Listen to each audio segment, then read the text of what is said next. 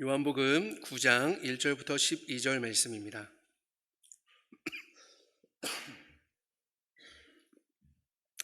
우리 한 절씩 나누어서 읽겠습니다. 제가 먼저 읽겠습니다. 살아계신 하나님의 말씀입니다. 예수께서 길을 가실 때에 날 때부터 맹인된 사람을 보신지라. 제자들이 물어 이르되 라삐여, 이 사람이 맹인으로 난 것이 누구의 죄로 인함이니이까? 자기니이까 그의 부모니이까? 예수께서 대답하시되 이 사람이나 그 부모의 죄로 인한 것이 아니라 그에게서 하나님이 하시는 일을 나타내고자 하심이라. 때가 아직 낮음에 나를 보내신 이의 일을 우리가 하여야 하리라. 밤이 오리니 그때는 아무도 일할 수 없느니라. 내가 세상에 있는 동안에는 세상의 빛이로다. 땅에 짐을 뱉어 진흙을 이겨 그의 눈에 바르시. 이르시되 실로암 못에 가서 씻으라 하시니, 실로암은 번역하면 보냄을 받았다는 뜻이라. 이에 가서 씻고 밝은 눈으로 왔더라. 거린인 것을 보았던 사람들이 이르되 이는 앉아서 구걸하던 자가 아니냐. 어떤 사람은 그 사람이라 하며 어떤 사람은 아니라 그와 비슷하다 하거늘 자기 말은 내가 그라 하니, 그들이 묻되 그러면 내 눈이 어떻게? 대답하되 예수라 하는 그 사람이 진흙을 이겨 내 눈에 바르고 나더러 실로암에 가서 씻으라 하기에 가서 씻었더니 보게 되었노라. 그들이 이르되 그가 어디 있느냐? 이르되 알지 못하노라 하니라. 아멘. 여러분, 혹시 한 치 앞도 보이지 않는 그런 깜깜한 밤을 경험해 보신 적이 있으신가요? 요즘엔 근데 사실 밤이 되어도 불빛이 있기 때문에 그렇게 우리 그 선배들, 우리의 그 선조들이라고 할까요? 예, 그 시대를 경험하셨던 윗세대 분들이 경험하셨던 그런 깜깜한 밤을 경험하기는 쉽지 않죠. 말 그대로 칠흑같이 어두운 밤, 이런 밤은 우리가 별로 경험하기가 그렇게 쉽지가 않습니다. 제가 청년 때 저는 이제 그 단기 선교를 참 무서워했는데, 그 중국의 어느 시골로 단기 선교를 다녀왔던 어떤 그 지체의 이야기를 들어보았더니 정말 이 중국의 그 시골이 얼마나 깜깜한지 정말 눈을 부릅뜨고 봐도 화장실에 가고 싶어서, 또 중국의 화장실이 그때는 이렇게 뭐 건물 안에 있거나 잘 지어지지 않고 그냥 나가면 화장실이래요. 그래서 아무리 눈을 부릅뜨고 나가서 이렇게 보아도 하나도 진짜 보이지 않더라 라고 그렇게 이제 이야기하는 것을 들었습니다. 이것이 바로 어둠의 위력이죠. 아무리 눈을 부릅뜨고 보려고 해도 하나도 보이지 않는 것. 눈을 뜨고는 있지만 볼 수 없게 만듭니다. 왜냐하면 우리의 눈은요, 빛이 있어야지만 사물을 볼 수 있기 때문이죠. 빛이 사물을 반사해서 우리의 망막에 상이 맺혀야지만 우리의 뇌가 그것을 인식을 하고는 내가 그걸 보았어 라고 그렇게 이제 인식하게 되는 것이죠. 빛이 없을 때에는 그것이 우리의 망막에 이 상이 맺히지 않기 때문에 도무지 볼 수 없습니다. 그래서 눈을 아무리 부릅떠도 볼 수가 없어요. 눈이 없어서가 아니라 뭐가 없어서요? 빛이 없어서. 빛이 없기 때문에 볼 수 없는 것이죠. 혹시 여러분 기억하시는지 모르겠습니다. 요한은요, 이 복음서를 시작하면서 이 땅의 사람들이 어둠에 있다라고 그렇게 말을 하고 있죠. 빛이 세상에 왔지만 이 어둠에 있는 사람들은 자기들의 그 악이 밝혀지는 것이 싫어서 빛을 미워했다라고 그렇게 말씀하고 있습니다. 빛을 어떻게 미워할 수 있을까요? 우리는 요한복음 6장에서 그것을 확인할 수 있습니다. 대다수의 그 유대인들, 특히나 이 바리새인이나 종교 지도자들은요, 예수님을 싫어했어요. 오늘 본문 바로 앞장인 이 8장을 보면요, 이 사람들은요, 성전에서 예수님을 죽이려고까지 했죠. 본문 바로 앞절인 8장 59절을 한번 볼까요? 8장 59절을 보면 이렇게 말씀하고 있어요. 그들이 돌을 들어 치려 하거늘 예수께서 숨어 성전에서 나가시니라. 그들은 바로 이 바리새인들, 이 유대인들이죠. 성전에 모여있던 사람들이 예수님을 돌로 치려고 했습니다. 그때 예수님은 이제 나가셨어요. 유대인들은 비록 멀쩡하게 눈을 뜨고는 있었지만 그들의 지성, 그들의 이해는요, 깜깜한 어둠 가운데 있었습니다. 그래서 그들은 빛 대신 예수님을 싫어했던 것이죠. 예수님이 그들에게 표적을 보여주시고 또 하나님으로부터 오신 그 하나님의 아들이라고 분명하게 말씀하셔도 그들은 받아들이지 못했습니다. 예수님은 그들에게 표적을 보여주셨지만 그들은 그것을 단지 기적으로만 받아들였을 뿐이죠. 여러분, 표적과 기적의 차이는 무엇일까요? 뭐 그것이 그것 같지만 기적은요, 사람들에게 놀라움을 주고는 그칩니다. 하지만 표적이라고 성경에 말씀할 때 그 표적은요, 그 기적을 행하신 예수님이 하나님 구원자라는 사실을 밝히 드러내 주죠. 그래서 우리가 흔히 뭐 사인이라고 얘기하죠. 길 가는 표지판, 이 표지라고 얘기하는데, 그것들은 그것 자체가 목적이 아니라 가리키는 방향을 알려주는 것이죠. 이 표적이라는 것도 그 가리키는 방향이 있는데, 예수님이 하나님의 아들, 즉 구원자라는 사실을 보여주는 것이에요. 표적을 따라서 우리는 갈 때 기적은 우와 신기하다, 야 어떻게 이런 일이 있을 수 있나 라고 그치지만, 그러나 이 표적을 통해서 우리는 예수님이 하나님의 아들이심을, 우리의 구원자라는 것을 알게 되는 것이죠. 우리가 지난주에요, 오병이어의 사건을 보았죠. 예수님은 오병이어의 그 사건, 이 기적을 통해서 예수님이 생명의 떡이라는 표적을 보여주셨는데, 사람들은 그것을 알지 못했습니다.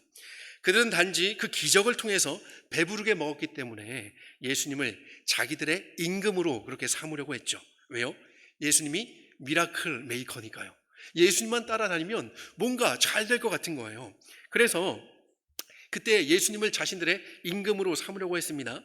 결국 그때에도요, 예수님은 자신이 뭐라고 말씀하시냐면 하늘에서 내려온 생명의 떡이다, 구원자다 라고 말씀하시니까 사람들은 어떻게 했나요? 다 떠나갔습니다. 다 떠나가고 말았죠. 바로 앞장인 8장에서도 마찬가지입니다. 성전에 있던 이 사람들은요, 예수님이 자신은 하나님의 아들이다 라고 그렇게 이야기하자 신성 모독으로 여기면서 예수님을 그래서 돌로 쳐서 죽이려고 했던 거예요. 그들의 지성은 너무나도 깜깜한 그런 어둠 속에 있었기 때문에 예수님을 제대로 볼 수 없었던 것이죠. 아니요, 아예 볼 수 없었던 것입니다. 돌을 든 사람들을 피해서 우리 예수님은 그 숨어서 성전을 나가셨습니다. 우리 예수님이 죽기 위해서 오신 것은 맞지만 아직 하나님이 계획하신 그때는 아니었기 때문이죠. 성전에 나가셔서 길을 가시다가 오늘 본문을 보니까 맹인을 한 명 만나게 되죠. 요즘 시대야 장애인들에게도 일할 수 있는 기회를 그렇게 주기 위해서 애를 쓰지만 이 예수님 시대는 달랐습니다. 맹인인 이 사람은요, 스스로 먹고 살 수 있는 그런 방법이 전혀 없었을 거예요. 이 맹인에 대해서 오늘 본문 8절에서는요, 거린이라고 표현을 합니다. 거린. 거린은요, 8장 마지막에서 말씀하고 있는 것처럼 구걸하는 사람이죠. 구걸을 하는 사람을 거린이라고 이야기해요. 이 맹인이 할 수 있는 일이라고는요, 구걸하는 일밖에 없었던 것이죠. 그런데요, 이 맹인은 태어날 때부터 한 번도 본 적이 없었던, 그래서 날 때부터 그렇게 맹인이었던 사람입니다. 눈을 떠본 적이 없어요. 뭔가를 본 적이 없었던 그런 사람이었죠. 그래서 우리가 이 본문을 상상력을 좀 발휘해서 좀 생각을 해보면요, 이 맹인은 구걸하고 있다가 예수님과 제자들이 지나가는 그 소리를 듣고 그렇게 구걸을 하지 않았나, 그렇게 이제 싶습니다. 근데 지금 예수님의 상황이 얼마나 긴박합니까? 지금 성전에서 예수님이 떳떳하게 나오셨나요? 어떻게 나오셨죠? 숨어서 나오셨어요. 왜 숨어서 나오셨죠? 돌에 맞아서, 돌을 지금 사람들이 돌로 죽이려고 하기 때문에 이렇게 나오신 거예요. 조금이라도 더 벗어나야지만 안전할 수 있지 않겠어요? 여러분 생각해 보세요. 누가 지금 죽자 사자고 막 달려와요. 여러분 막 도망가고 있어요. 그럼 어느 정도 가서 뭔가 호기심을 끄는 것을 본다고 해서 여러분 멈추겠어요? 저 죽을지도 모르는데. 죽자 사자 달려가겠죠. 물론 그런 일은 없었겠지만 영화를 보면 알 수 있잖아요. 영화를 보면 죽자 사자 달려갑니다. 여러분 그런 꿈도 꿔본 적 없으세요? 죽자 사자 달려갑니다. 예, 멈출 겨를이 어디 있어요? 죽겠는데. 예. 그런데 지금 예수님이 이렇게 긴박한 상황임에도 불구하고 오늘 그 사람을 보시고는요, 걸음을 멈춰 서셨습니다. 그때 제자들이 이 맹인을 함께 보았죠. 그리고는 예수님께 묻습니다. 이 사람이 맹인으로 난 것이 누구의 죄 때문입니까? 자기의 죄 때문입니까? 아니면 그 부모의 죄 때문입니까? 라고 그렇게 묻죠. 이 제자들의 질문은 조금 무례해 보일 수는 있지만 예수님 시대의 사람들이 갖고 있는 일반 상식을 우리는 그렇게 볼 수가 있어요. 당시 유대인들은요, 장애 그리고 이 가난과 같은 그런 고난은 죄를 지었기 때문에 벌을 받는 것이다 라고 그렇게 생각을 했기 때문입니다. 자기의 죄 때문입니까? 라고 그렇게 물은 것은요, 이 사람이 태어나기도 전에 엄마의 뱃속에 있을 때, 이 사람이 지금 나면서부터 맹인이잖아요. 그러니까 이 사람은 엄마의 뱃속에 있을 때 죄를 지었을 거야 라고 생각을 한 것이죠. 죄를 지었기 때문에 이 사람은 그 벌로서 보지 못하고 태어난 것일 수도 있어 라고 생각을 하였기 때문에 이 사람의 죄 때문입니까? 라고 물은 거예요. 그리고 그 부모의 죄 때문입니까? 라고 물은 것은요, 그 부모님이 잘못을 했기 때문에 그 벌을 누가 받아요?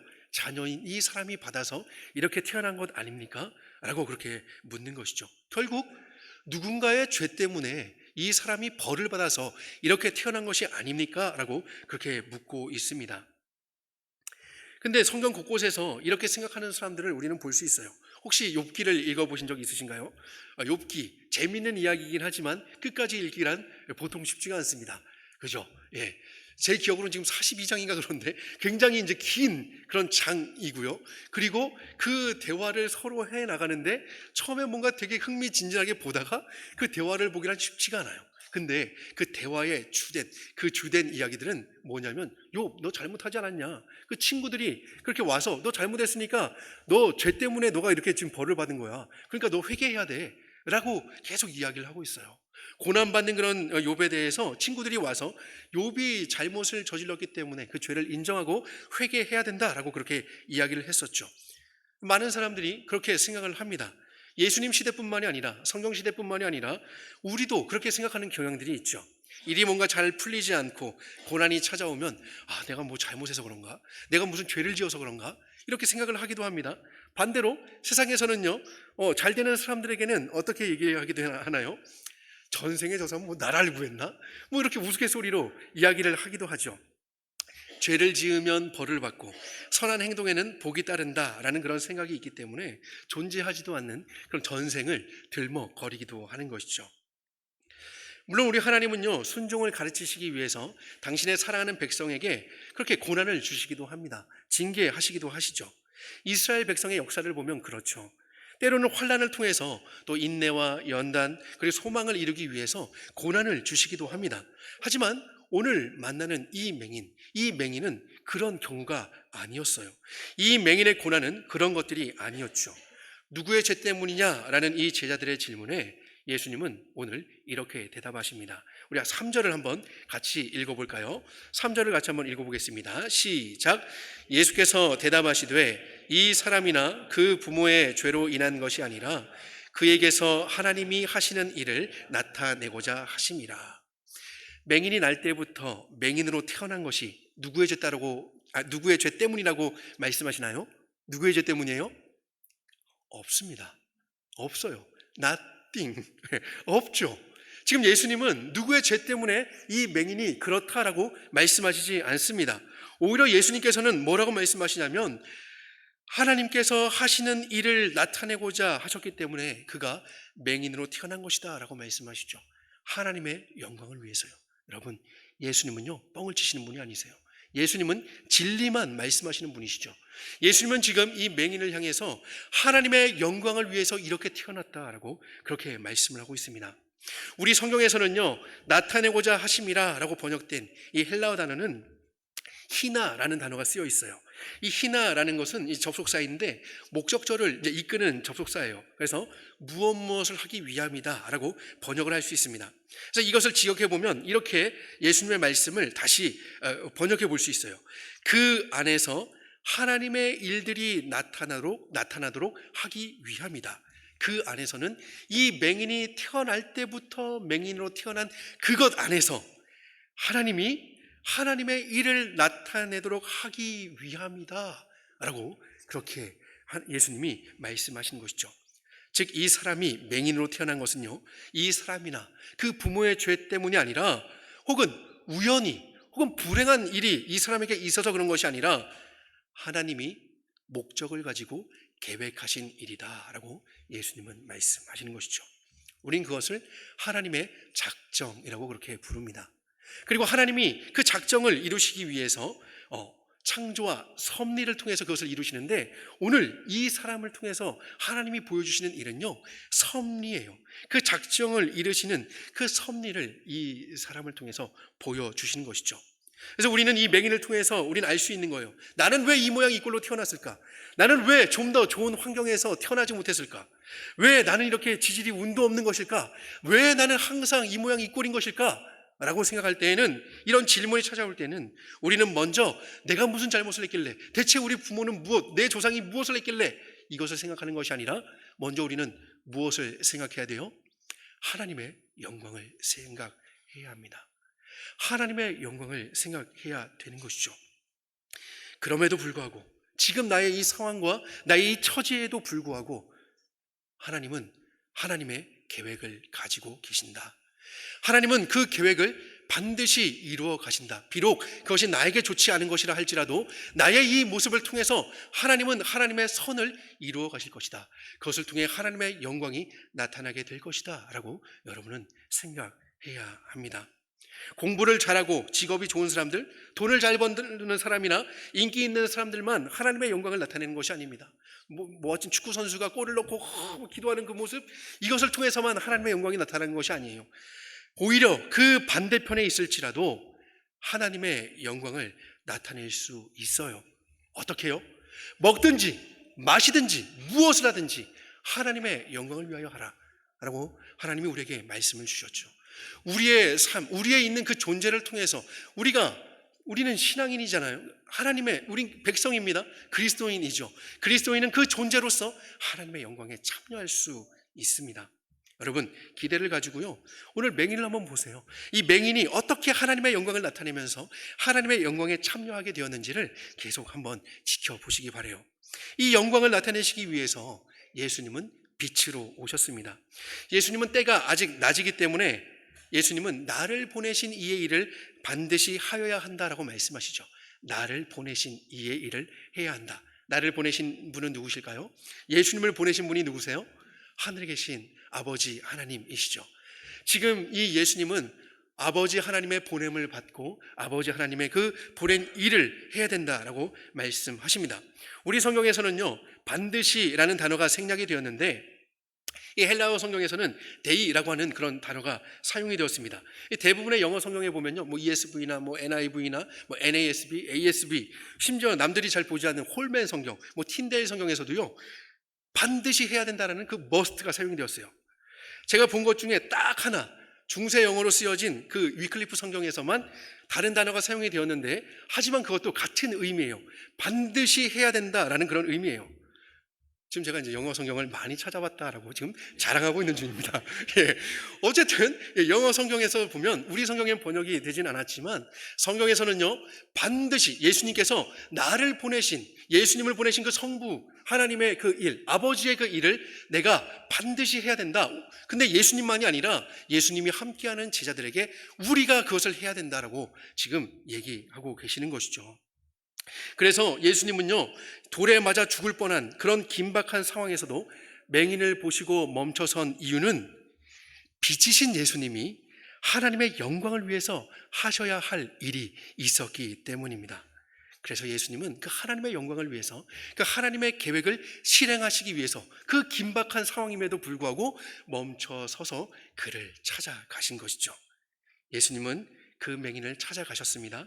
그리고 땅에 침을 뱉으시고는 진흙을 이겨서 그의 눈에 바르십니다. 그리고 실로암 못에 가서 씻으라라고 말씀하시죠. 요한은요, 친절하게 그 실로암의 뜻이 무엇인지를 알려주고 있어요. 여러분, 그 실로암의 뜻은 무엇입니까? 뭐예요? 보냄을 받았다라는 뜻이죠. 보냄을 받았다. 여러분, 보냄을 받았다, 누구랑 잘 어울리는 그런 말인 것 같으세요? 아까 예수님이죠. 아버지께로부터 보냄을 받은 분이 예수님이시죠.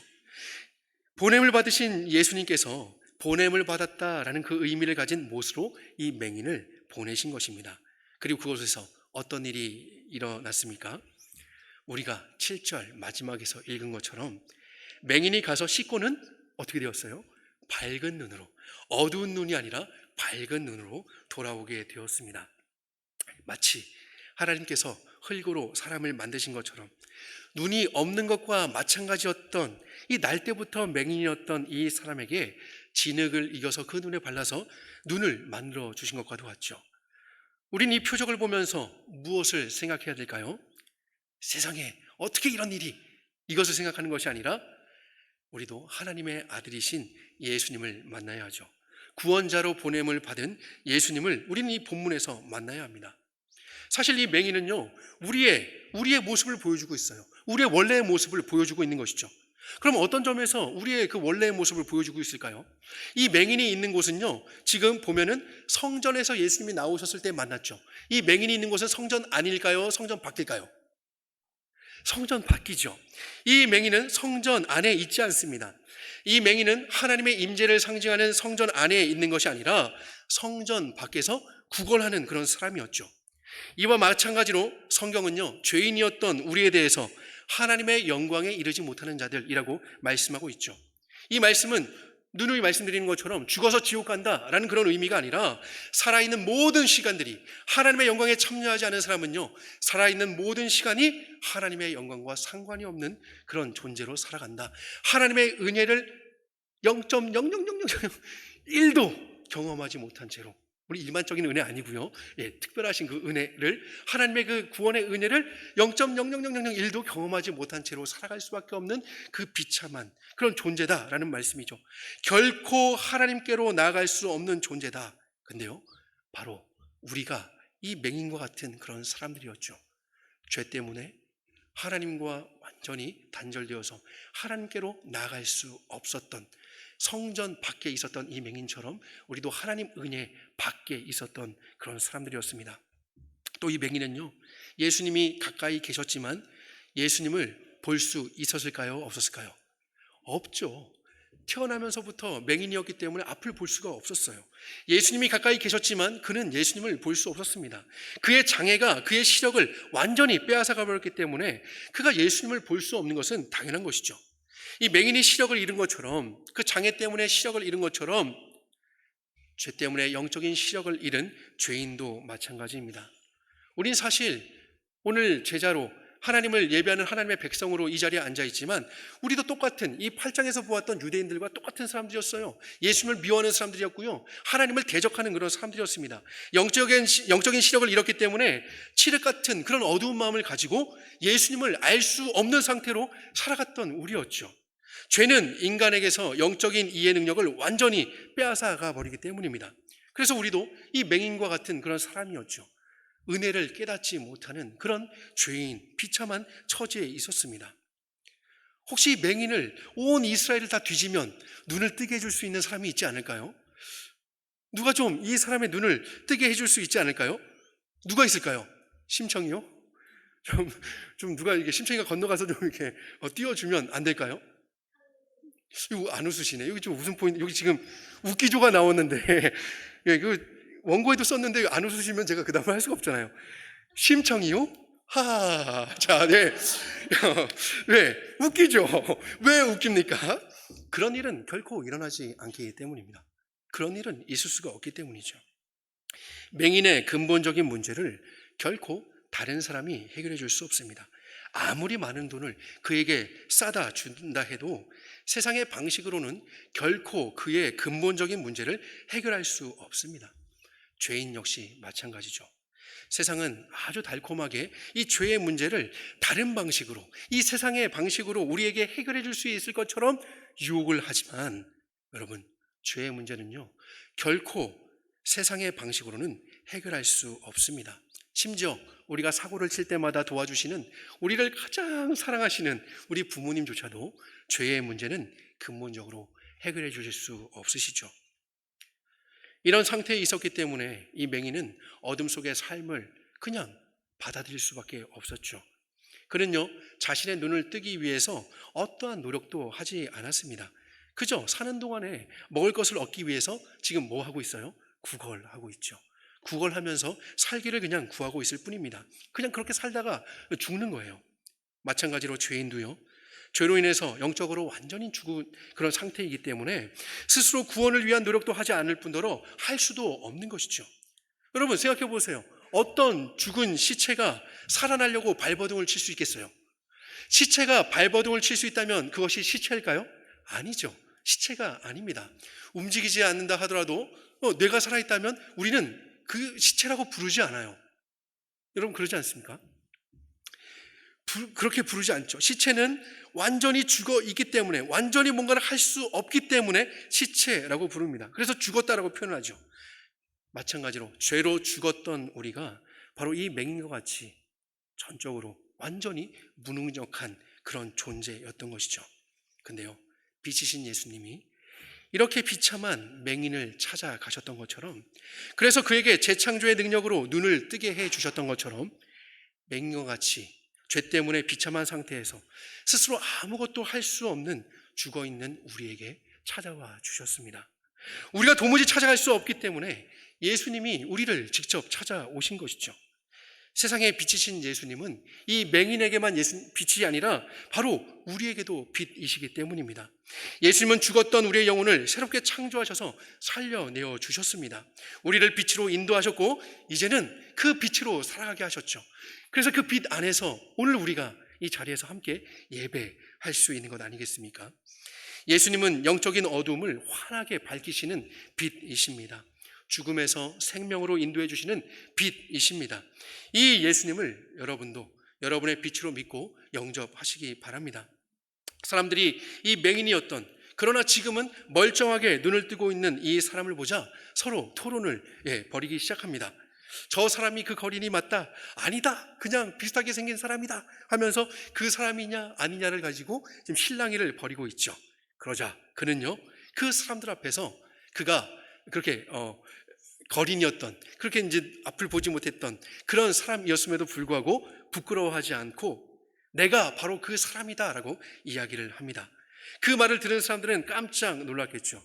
그 사람들은 너무나도 신기해서 맹인이었던 이 사람에게 어떻게 그렇게 눈을 뜰 수 있었는지, 어떻게 눈이 떠졌는지를 묻습니다.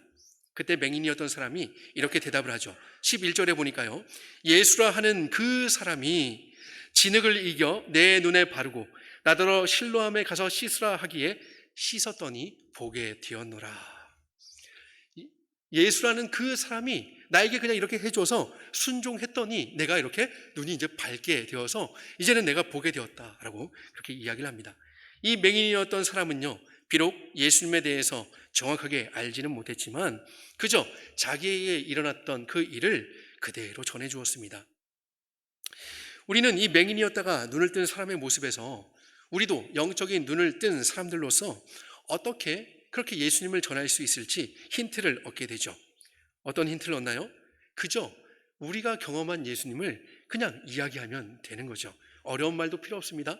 성경 구절을 줄줄 암송해서 이야기할 필요도 없습니다. 여러분이 만난 그 빛 대신 예수님을 전할 때, 그리고 성경이 말씀하시는 그 빛 되시는 예수님을 우리가 그대로 우리가 아는 대로 전할 때 우리도 빛을 비추게 되는 것이죠. 빛을 들고 세상을 향해서 나아갈 수 있게 되는 것입니다. 여러분, 오늘은 성찬식이 있습니다. 이 성찬을 통해서 날 때부터 맹인이었던 이 거린처럼 영적인 눈이 완전히 감겨서 아무런 소망이 없었던 우리를 찾아오신 그 예수님을 다시 한번 만나는 그런 복된 시간이 되기를 소망합니다. 그래서 세상에 빛으로 오신 그 예수님을 우리가 담아낸 그 빛으로서 우리도 이제 빛의 자녀로서 내가 만난 그 예수님을 전하며 또 이 세상을 밝히기를 다짐하는 그런 복된 성찬의 시간이 되기를 소망합니다. 이제